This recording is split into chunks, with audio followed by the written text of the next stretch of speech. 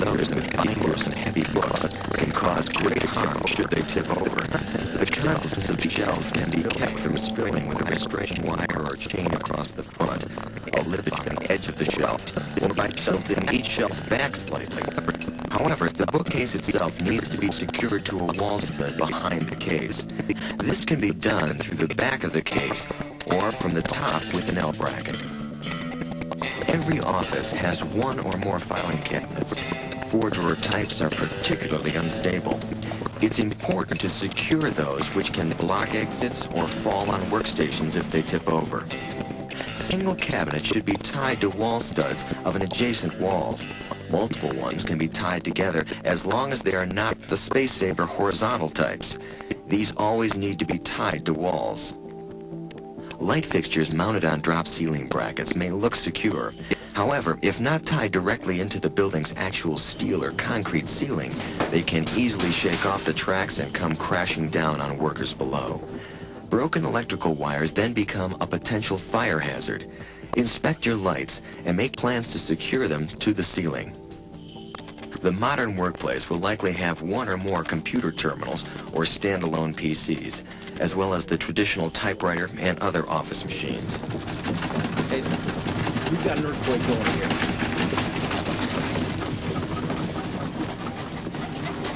These can become dangerous projectiles in an earthquake, not to mention the cost of replacing the damaged equipment.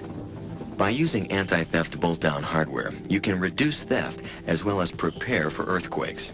If equipment needs to be relocated often, industrial-strength Velcro-type fasteners can be used to keep it in place during an earthquake. Dangerous projectiles in an earthquake don't have to be heavy. They can also be the shattered pieces of something that breaks, like window glass or ceramic pottery. Replace ceramic pots with plastic pots and move them to lower locations or away from workstations or client waiting areas. Move workstations away from glass and cover windows with curtains, blinds, or safety film. Liquids stored in glass, ceramic, or plastic containers can fall and break, spilling their contents. Transfer these items to cabinets with latching or locking doors, or convert open shelves to cabinets by enclosing the shelves with doors to prevent this from happening. Your facility may have a large warehouse with high steel racks for storing products and supplies. In an earthquake, their contents or the racks themselves could become deadly. Consult the manufacturer and local building codes for recommended tie-down of the racks. This may include bolting the footings to the concrete floor, tying the sections directly together, tying the tops of adjacent racks together, or doing a combination of these measures.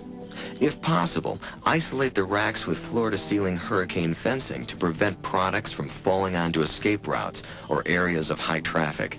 Restrict access of open shelves to personnel in covered forklifts. Water heaters are both an asset and a threat. They're a key source of emergency drinking water, but potentially a source of fire or explosion, especially if they're fueled by gas. By tying the tank to wall studs with 2 lengths of plumber's tape and assuring ample flexible gas and water lines, you can protect this source of emergency drinking water from damage. Heavy machinery can appear so massive, you assume nothing will move it. An earthquake can. Count on it. Securely bolt these so they won't walk or topple over. Generators and other machinery may be mounted on springs tuned to damper operating vibrations. Earthquakes, however, vibrate at very different frequencies and can use the springs to actually amplify quake vibrations and shake the machine right off the mounts. Install snubbers to contain the machine in case it vibrates outside the spring's parameters. You can make your workplace safer when an earthquake strikes by taking these actions. But this doesn't mean you can go on about your business as the earth shakes. Not all hazards can be anticipated or completely mitigated. You still need to take specific action to prevent injury and cope with the emergency situation created by an earthquake. Your proper response to an earthquake is critical. The first priority is locating the nearest safe spot, preferably within 8 feet of where you are, and get to it.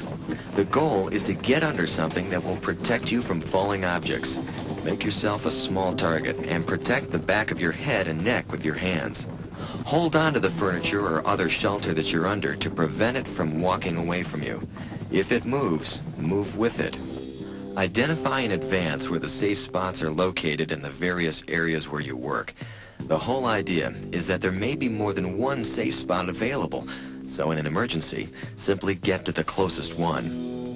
When the shaking stops, the response has just begun.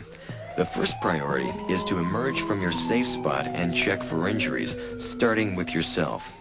As you come out, be sure to look for dangerous situations such as tilting furniture, partitions, and electrical wires that need to be avoided.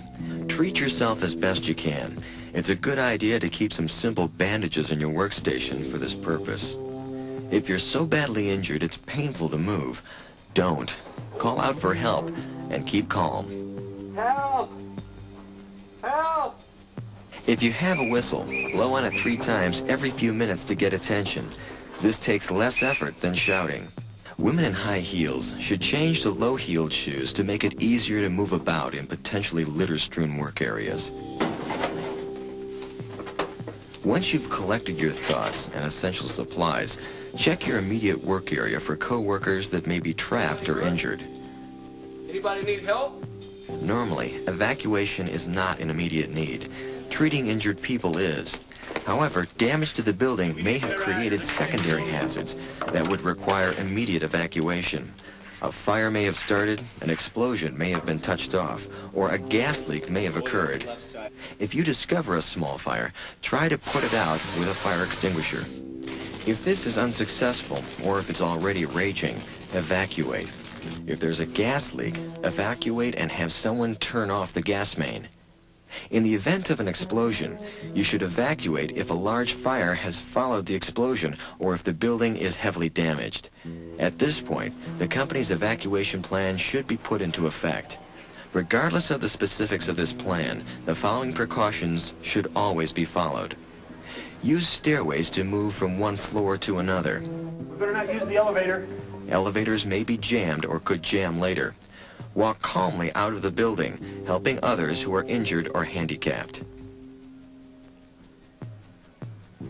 If an aftershock occurs, stop evacuating and seek the nearest safe spot. After checking your co-workers for injuries and administering first aid or following an evacuation, begin carrying out your role in the company disaster plan. Planning for catastrophes, like a major earthquake, should include stockpiling supplies in an area that's safe from being damaged. A little forethought now could make a tremendous difference in the future. You should also make arrangements with the Red Cross to take first aid and CPR training. And you'll need to practice your disaster plan by conducting mock emergency drills at your facility. Don't take the earth under your feet for granted. The Red Cross has produced this program to help you prepare for the next great quake, but you have to take the necessary action now. Then, once you're prepared, contact your local American Red Cross to find out how you can help during a disaster, because it'll be too late when it shakes.